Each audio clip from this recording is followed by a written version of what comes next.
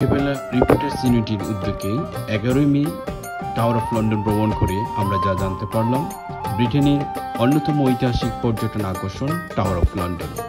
তবে tower of লন্ডনের এত আকর্ষণের মধ্যে একটা জিনিস বেশ অন্যরকম, এখানে দ্বারকা।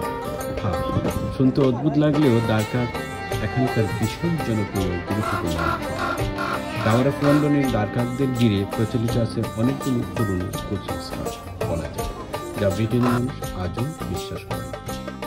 ইতিহাস অনুসন্ধান করে জানা যায়, এখানকার দ্বারকাগুলো গুরুত্বপূর্ণ হয়ে যায় রাজা দ্বিতীয় চার্লসের সময় থেকে।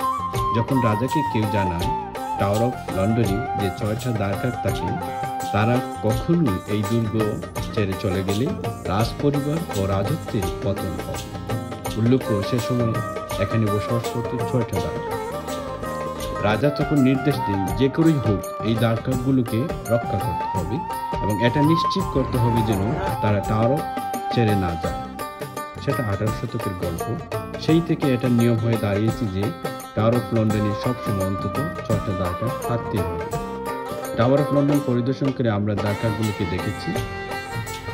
পরে জুয়েল রুমে কোহিনূর, হীরা বসানো রাজমুকুট থেকে শুরু করে আলমারি, জাদুঘরে বিভিন্ন সময়ে ব্রিটেনের রাজাদের যুদ্ধের পোশাক, অস্ত্র সহ নানা রকম ঐতিহাসিক জিনিসগুলি দেখার সুযোগ হয়েছিল। সুযোগ পেলে আপনি দেখে নিন এই ঐতিহাসিক নিদর্শনগুলো, লন্ডনের টাওয়ার অফ লন্ডন।